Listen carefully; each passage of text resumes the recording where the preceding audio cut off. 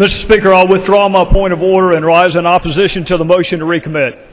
The reservation is withdrawn and the gentleman is recognized for 5 minutes. Thank you, Mr. Speaker. I want to talk for just a moment as colleagues, not as Republicans or Democrats, not as members of the majority or the minority, but colleagues who are blessed to serve in the United States House of Representatives, the People's House, with all the tradition, with all the history, with all the laws that have been passed, with all the lives that have been impacted. I want us to talk as colleagues because our foundational document gave us, as the House, unique powers and responsibilities. We run every 2 years because they intended for us to be closest to the people. The President was given different duties and powers. The President was given the duty to take care that the laws be faithfully executed. So my question, Mr. Speaker, is what does that mean to you, that the laws be faithfully executed? We know the President can veto a bill for any reason or no reason.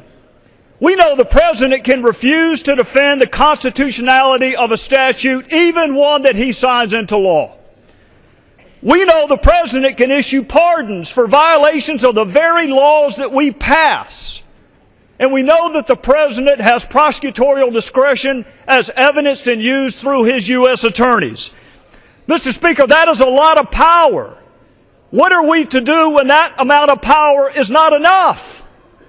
What are we to do when this President or any President decides to selectively enforce a portion of a law and ignore other portions of that law?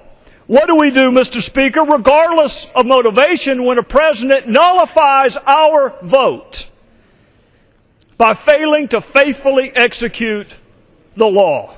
How do we explain waivers and exemptions and delays in a bill passed by Congress and affirmed by the United States Supreme Court? How do we explain away a refusal to enforce mandatory minimums that were passed by Congress and affirmed by the Supreme Court? And why pursue, Mr. Speaker, immigration reform if presidents can turn off the very provisions that we pass? You know, in the oath that brand new citizens take, it contains 6 different references to the law. If it's good enough for us to ask brand new citizens to affirm their devotion to the law, is it too much to ask that the President do the same? If a president can change some laws, can he change all laws? Can he change election laws? Can he change discrimination laws? Are there any laws under your theory that he actually has to enforce? What is our recourse, Mr. Speaker? What is our remedy? Some would argue the framers gave us the power of the purse and the power of impeachment, but Mr. Speaker, those are punishments, those are not remedies. What is the remedy if we want the executive to enforce our work? This bill simply gives us standing when our votes are nullified. This bill allows us to petition the judicial branch for an order requiring the executive branch to faithfully execute the law. Mr. Speaker, we are not held in high public esteem right now. Maybe members of Congress would be respected more if we respected ourselves enough to require that when we pass something, it be treated as law. Maybe we would be more respected if we had a firmly rooted expectation that when we pass something as law, it be treated as law.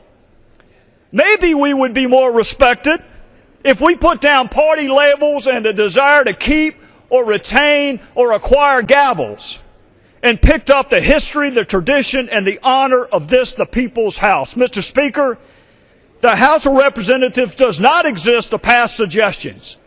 We do not exist to pass ideas. We make law.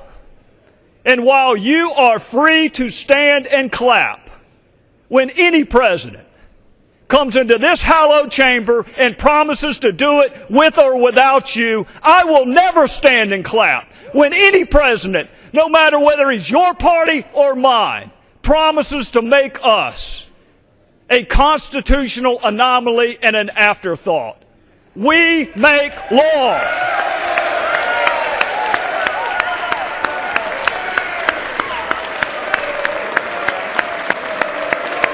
Expired.